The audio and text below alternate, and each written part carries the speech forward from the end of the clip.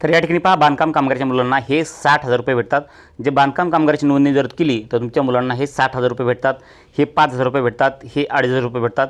हे डायरेक्टली बँकेमध्ये जमा होतात। बांधकाम कामगाराच्या डायरेक्ट अकाउंटवरती हे 2,500 रुपये, हे 60,000 रुपये जमा होतात।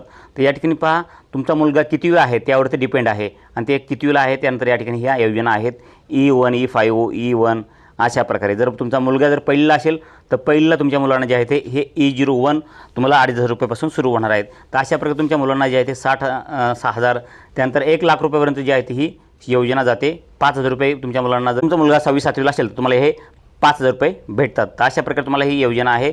तर बांधकाम कामगारांना तुम्हाला जर ही योजनेचा लाभ घ्यायचा असेल तर तुम्हाला काय करायचे, फक्त ऑनलाईन नोंदणी करायची घरी बसल्या, ते पण फ्रीमध्ये। तर ऑनलाईन नोंदणी फ्रीमध्ये कशी करायची तुम्हाला संपूर्ण सांगतो, कारण की तुम्हाला अगोदर हे लाईव्ह प्रूफ दाखवलेलं आहे। कारण की बऱ्याच बांधकाम कामगारांना ह्या नोंदणीचा किंवा ह्या नोंदणीचा काय फायदा होतो हे माहिती नाही आहे। त्यांच्या बांधकाम कामगारांना जर त्यांचं लग्न झालं नसेल, पहिलं लग्न झालं नसेल तर त्यांना जे आहे ते हे 30,000 रुपये भेटतात। आणि जर बांधकाम कामगाराचे मुलं शाळेत जात असतील तर त्यांच्या मुलांना पहिलीपासून शिष्यवृत्ती सुरू होती 2,500 पासून ते 1,00,000 रुपयेपर्यंत, आणि सर्व पैसे बांधकाम कामगाराच्या बँक खात्यामध्ये जमा होतात। त्यामुळे बांधकाम कामगारांना शिक्षणाच्या कुठल्याही पैशासाठी किंवा कुठलेही शैक्षणिक त्यांच्या मुलांच्या अडचणी निर्माण होणार नाहीत यासाठी ही योजना आहे।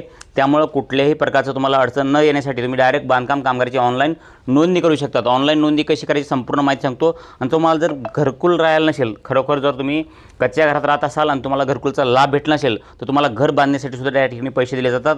आणि घर कुठं बांधायचं आहे तर तुम्हाला स्वतःला जागा नसेल तर ती जागा खरेदी करण्यासाठी सुद्धा 1,00,000 रुपये बांधकाम कामगारांना भेटले जातात। संपूर्ण माहितीचं तुम्हाला संपूर्ण हे योजनेचा तुम्हाला प्रूफ देणार आहे। प्रूफ पहा आणि प्रूफ पाहिल्यानंतरच तुम्ही ह्या व्हिडिओ संपूर्ण या ठिकाणी जे आहे ते, तुम्हाला जर जागा खरेदी करायची असेल तर जागा खरेदीसाठी तुम्हाला एक प्रमाणपत्र देणार आहे। ते प्रमाणपत्र तुम्ही बघून संपूर्ण ते प्रमाणपत्र भरून तुम्ही तुमच्या गावामध्ये तुमच्या ज्या ठिकाणी तुम्ही राहता त्या ठिकाणी तुम्ही जागा नसेल तर त्या ठिकाणी तुम्हाला जागा जी आहे ते सरकारतर्फे 1,00,000 रुपये दिले जातात। आणि 1,00,000 रुपये तुम्ही जागा खरेदी करायची आहे। जागा खरेदी केल्यानंतर तुम्हाला घरकुल भेटणार आहे आणि घरकुल बांधण्यासाठी तुम्हाला एकूण वेगळे पैसे भेटणार आहेत। ते पैसे पण तुम्हाला तुमच्या बँक अकाउंटमध्ये ट्रान्सफर केले जातात।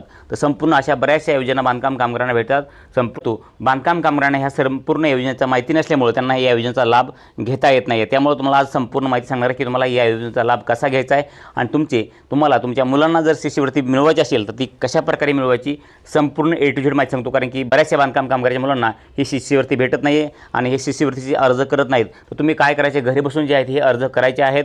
बांधकाम कामगारांना कुठेही जायची गरज नाही, अगदी फ्रीमध्ये 1 रुपया हे न कुणाला देता तुमच्या मुलांसाठी, तुमच्या मुलांना शैक्षणिक जे खर्च असेल ते खर्च भागवण्यासाठी तुम्हाला ही शिष्यवृत्ती भेटली जाते। ही जी आहे ती 2,500 पासून या ठिकाणी पहा 2,500 पासून या ठिकाणी पाहू शकतात तर 1,00,000 रुपयेपर्यंत बांधकाम कामगाराच्या मुलांना या ठिकाणी पैसे दिले जातात।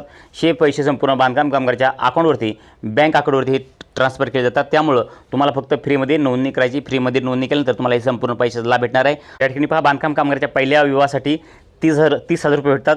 तुम्हाला जे आहे ते बांधकाम कामगाराची पत्नी जर या ठिकाणी प्रसूत झाल्या तर त्यांना जे आहे ते पैसे दिले जातात। तुम्हाला ते पण माहिती दाखवतो, या ठिकाणी पाहू शकतात।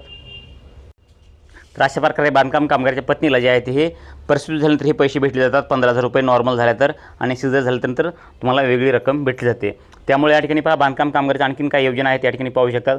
जर बांधकाम कामगाराच्या एका मुलीच्या जन्मानंतर जर कुटुंबाची नियोजनाची शस्त्रक्रिया केल्यास त्या मुलीच्या नावे 18 वर्षे होईपर्यंत त्यांना 1,00,000 रुपये मुदत बंद ठेव त्यांना भेटली जाते। त्यामुळं मुलीचं जे आहे ते भविष्यामध्ये लग्नाचा खर्च असेल ते तुम्ही या ठिकाणी ह्या योजनेमधून भागवू शकतात।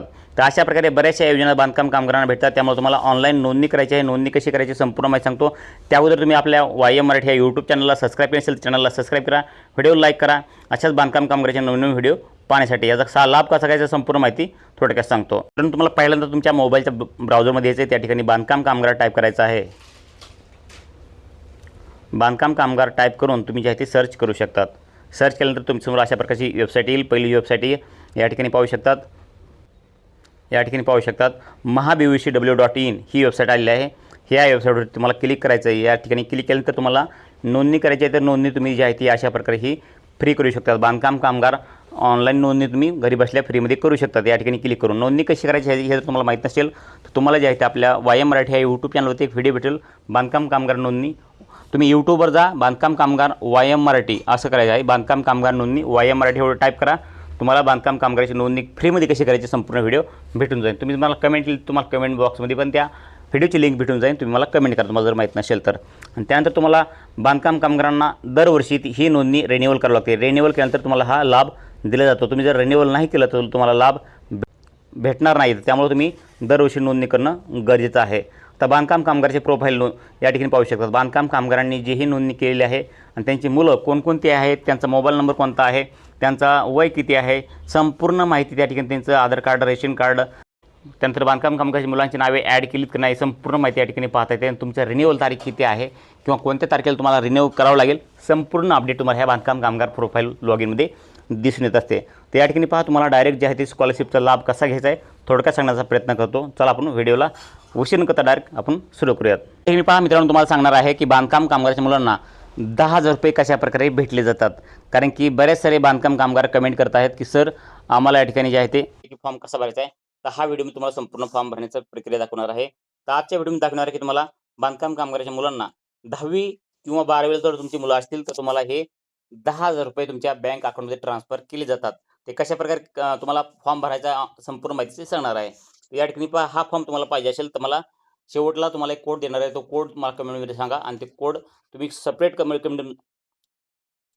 मित्रांनो, तुम्हाला हा फॉर्म पाहिजे असेल तर या ठिकाणी मला कमेंट करा. तुम्हाला कमेंटमध्ये हा फॉर्म भेटून जाणार आहे.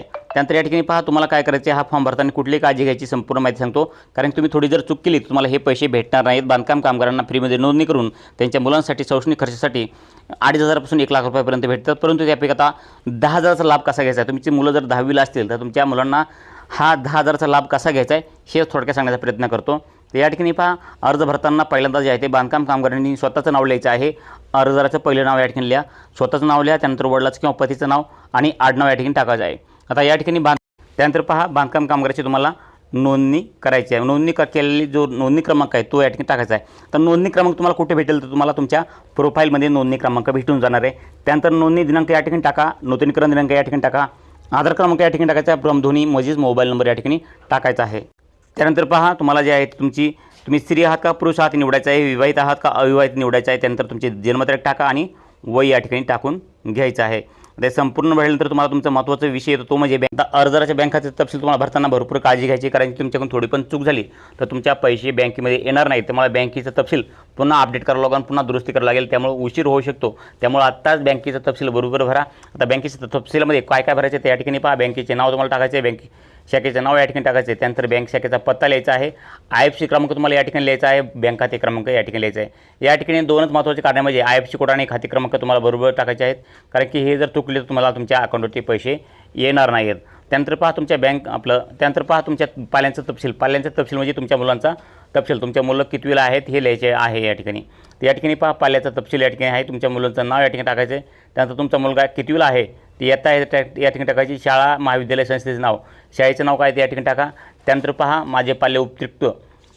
माझे पाल्य उपयुक्त तपशिलानुसार शिक्षण घेत आहे, त्यांच्या शिक्षणाकरिता खालील नमूद योजनेचा लाभ मला मिळावा ही विनंती. त्यानंतर योजना क्रमांक लिहायचा आहे. त्यानंतर मागणी केलेली लाभाची रक्कम या ठिकाणी लिहायची आहे. तुम्ही मागणी केलेली लाभाची रक्कम किती आहे 10,000 रुपये, तर 10,000 रुपये दिल्याचे आहे. त्यानंतर पहा मला शैक्षणिक योजनेचा लाभ मिळण्यासाठी खालील प्रपत्र अ व ब मधील विहित कागदपत्रे स्वाक्षरित करून सोबत कागदपत्रे सादर करण्यात यावे असं या ठिकाणी दिलेलं आहे. तर तुम्हाला हे कागदपत्रे सोबत जोडायचे आहेत. तुमच्या फाईलला कोणकोणती कागदपत्रे जोडायची थोडक्यात सांगण्याचा प्रयत्न करतो. तर या ठिकाणी पहा महाराष्ट्र इमारत व इतर बांधकाम कामगार कल्याण मंडळाचं जे ओळखपत्र आहे तुम्हाला ओळखपत्र जोडायचं आहे. जोडले आहे की नाही या ठिकाणी जोडायचं तर तुम्हाला जोडायचंच आहे तर होय करायचं आहे, जोडले आहे करायचं आहे. त्यानंतर बँकेचं पासबुक तुम्हाला जोडले आहे की नाही तर जोडलेले आहे करायचं आहे. रहिवासी पुराव्यामध्ये तुम्हाला आधार कार्ड, पारपत्र, वाहन चालक परवाना, शिधापत्रिका, मागील महिन्याची विद्युत देयक, ग्रामपंचायत दाखला यापैकी एक तुम्ही कुठलंही देऊ शकतात. त्यानंतर शाळा कॉलेजमध्ये शिक्षण घेतल्याचा पुरावा, बोनफाईड प्रमाणपत्र, शाळेचे ओळखपत्र यापैकी कुठलंही एक देऊ शकतात. हे कागदपत्र तुम्हाला जोडणं गरजेचं आहे. हे 4 कागदपत्र तुम्ही या ठिकाणी कंपल्सरी जोडणं गरजेचं आहे, तर तुम्हाला लाभ भेटणार आहे. तर अशा प्रकारे हे तुम्हाला संपूर्ण माहिती दिलेली आहे. आता तुम्ही इयत्ता 10वी तर या ठिकाणी 10वीच्या मुलांसाठी सांगत आहे.